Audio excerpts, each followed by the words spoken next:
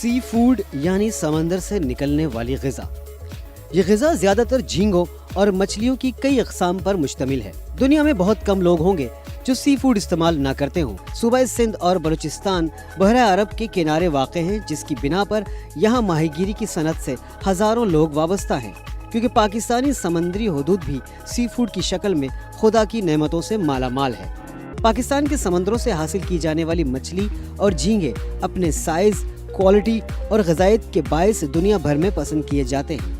मुल्क की चंद इंडस्ट्रीज जो बड़ा ज़र मुबादला कमाकर पाकिस्तानी मईशत को सहारा दिए हुए है, फिशिंग इंडस्ट्री भी इन्हीं में से एक है। पाकिस्तान की ओवरऑल एक्सपोर्ट अगर आप देखें तो यहाँ की जो एक्सपोर्ट है सी फूड इंडस्ट्री की, उसने इम्प्रूव किया है दूसरे के मुकाबले में। टेक्सटाइल आप ले लें, राइस ले लें, तो लास्ट ईयर इनमें फिर भी कुछ डिक्रीज़ आए, लेकिन एक्सपोर्ट जो सी फूड की है ना, ये बढ़ी है। पाकिस्तानी सी फूड का जायका दुनिया के बहुत से ममालिक से मंगवाए जाने वाली सी फूड से मुनफरिद है। माहिरीन इसकी वजह यहाँ के समंदर के गर्म पानी को करार देते हैं। यही वजह है कि दुनिया भर में लोग पाकिस्तानी सी फूड को ज़्यादा पसंद करते हैं और उसकी अच्छी कीमत देते हैं। पाकिस्तान में मछली का इस्तेमाल यूरोपीय ममालिक की निस्बत कम है।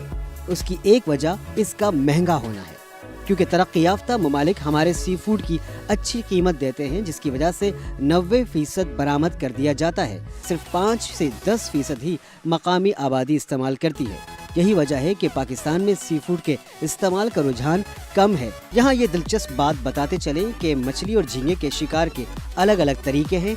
इन कश्तियों की बनावट भी अलग होती है और इनके जाल भी अलग होते हैं। झींगे के शिकार में जो जाल इस्तेमाल होता है, इसे ट्रॉल कहते हैं।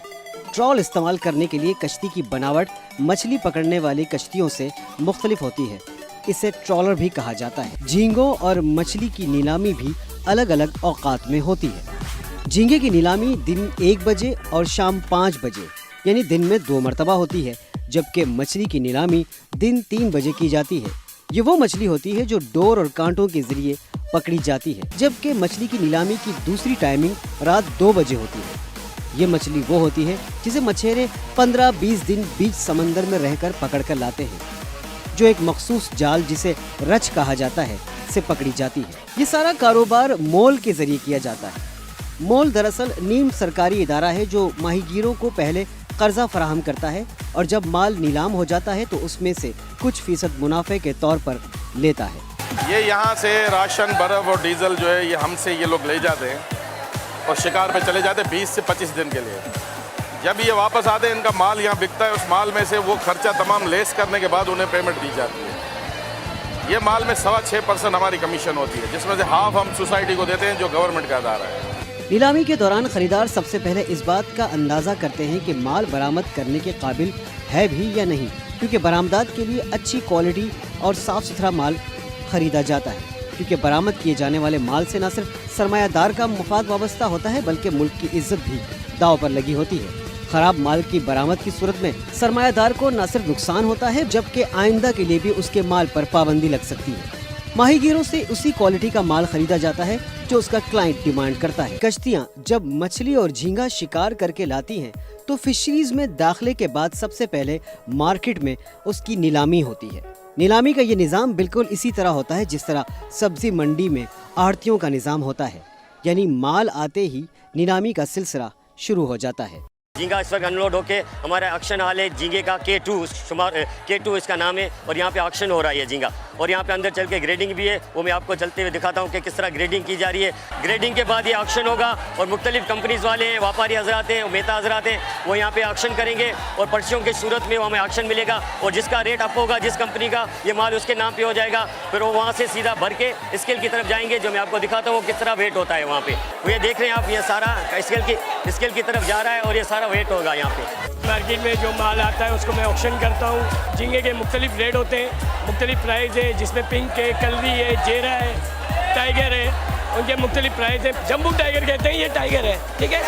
ये भी देखें, ये टाइगर आ रहा है, बिल्कुल साफ़ सुथरी तरीके से काम हो रहा है, ये देख लें। इसे कहते हैं जंगली लॉबस्टर।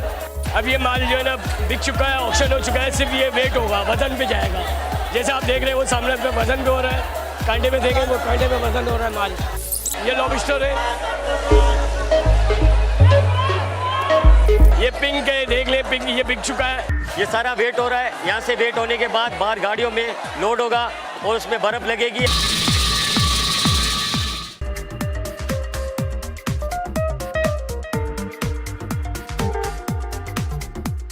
झींगे की शक्ल में लाया गया माल खरीदने के बाद ऑक्शन मार्केट से फैक्ट्री मुंतकिल किया जाता है।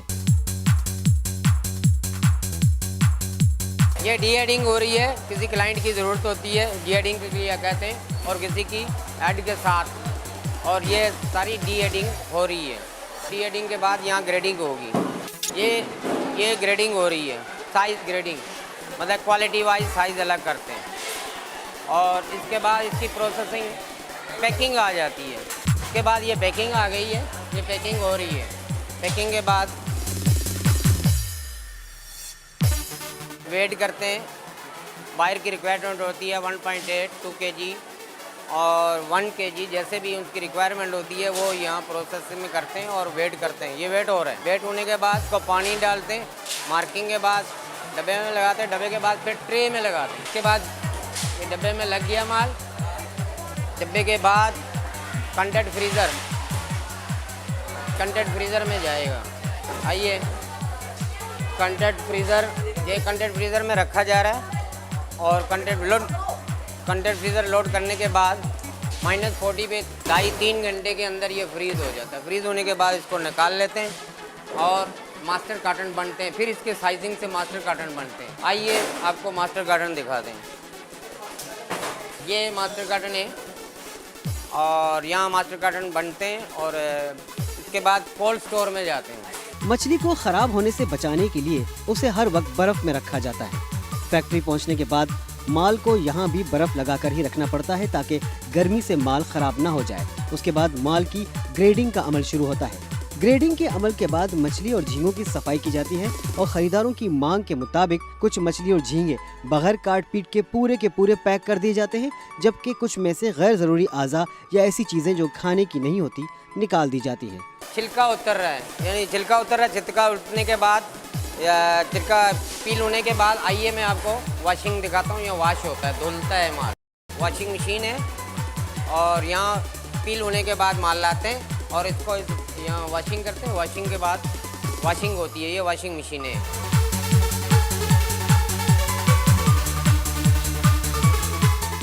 ये आइस डाली जा रही है इस टब में, और ये आइस से जब इसमें डाली जाएगी और इसको हिलाया जाएगा, पानी ठंडा हो जाएगा।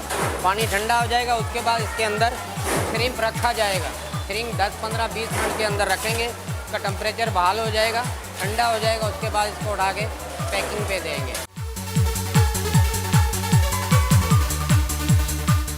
ये हमारा रॉ मटेरियल रिसीविंग एरिया है, और यहाँ से हमारे यहाँ माल आता है। उसके बाद यहाँ पे वेट करने के बाद इसको यहाँ से प्रोसेसिंग हॉल की तरफ ले जाया जाता है। ये प्रोसेसिंग हॉल की जो रिसीविंग एरिया है, वहाँ से प्रोसेसिंग हॉल में जो माल जाता है वो इस तरीके से इस रास्ते से जाता है। ये सारा अमल जिस जगह किया जाता है फैक्ट्री में, उस जगह को प्रोडक्शन एरिया कहते हैं। इस एरिया की सफाई सुथराई का खास ख्याल रखा जाता है, जबकि यहाँ काम करने वालों के लिए भी बहुत सी हिदायत पर अमल करना ज़रूरी होता है, जैसा कि मुंह पर मास्क पहनना, सफाई का ख्याल रखना। ये प्रोसेसिंग हॉल में माल रिसीव होने के बाद अपने प्रोसेसिंग का आगाज़ किया जाता है, और उसके बाद माल को ग्रेडिंग की जाती है और उसको साइज़ वाइज अलग अलग टब में डाल दिया जाता है।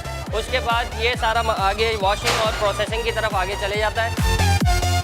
यहाँ पे ग्रेडिंग होने के बाद ये इस तरीके से माल इधर आ जाता है टब्स में, और यहाँ से ये वॉशिंग की तरफ आ जाता है। और अब ये वॉश होगा, यहाँ पे माल वॉश होने के बाद ये आगे फ्रीजिंग की तरफ चली जाएगा। ये वॉश होने के बाद यहाँ टेबल पे आ गया है। अब ये अपनी अपनी ट्रे में माल लगाएंगी, और उसके बाद जो है ये फ्रीजिंग की तरफ जाएगा, जो ब्लास्ट फ्रीज़र में इस ट्रे को रखा जाएगा। पैकिंग के बाद इन्हें बाकायदा फ्रीज कर दिया जाता है। इसको -40 पे जब ये फ्रीज हो जाएगा तो पैकिंग साइड से इसके डोर खोल के इसको वहाँ से निकाल के इसको अलग अलग कार्टन में पैक कर दिया जाएगा, और इसको स्टोरेज के लिए कोल्ड स्टोरेज में ट्रांसफ़र कर दिया जाएगा। सी फूड कोल्ड स्टोरेज में 6 माह से 1 साल तक ताज़ा और सही हालत में रहता है।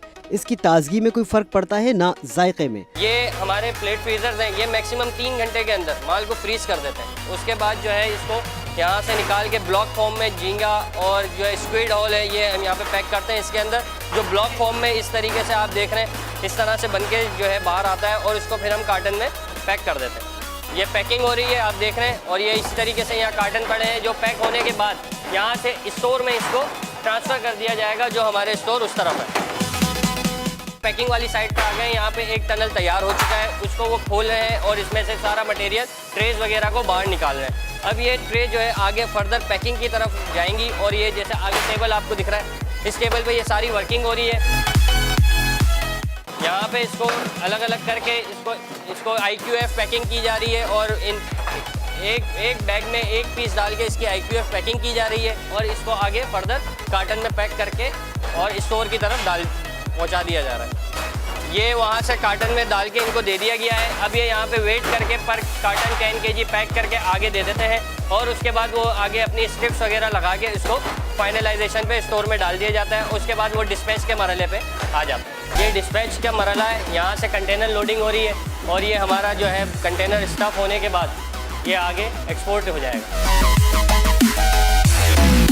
बैरून मुल्क के ऑर्डर आने की सूरत में रेफ्रिजरेटर के जरिए शिप पर भेज दिया जाता है। पाकिस्तानी सी फूड ज्यादातर दुबई, सऊदी अरब और कुवैत समेत मशरिक वस्ता के ममालिक में बरामद किया जाता है।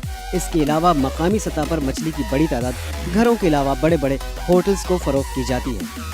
ज़रूरत इस बात की है कि माहीगीरी जैसी मुनाफा बख्श सनत को मजीद तरक्की देने के लिए न सिर्फ माहीगीरों को सहूलियात फराम की जाए, बल्कि माहीगीरी के तरीक़ों में मजीद जिद्दत लाई जाए, ताकि मुल्क को ज़्यादा से ज़्यादा ज़र मुबादला हासिल हो सके। YouTube पर गूगली न्यूज देखने के लिए youtube.com की सर्च बार में गूगली न्यूज TV टाइप करें। गूगली न्यूज के पेज पर सुर्ख रंग के सब्सक्रिप्शन वाले बटन पर क्लिक करना ना भूलिए। YouTube पेज पर अपलोड होने वाली वीडियो से बाखबर रहने के लिए बेल आइकन पर क्लिक कीजिए। आपको हर नई वीडियो के बारे में नोटिफिकेशन मौसूल हो जाएगा।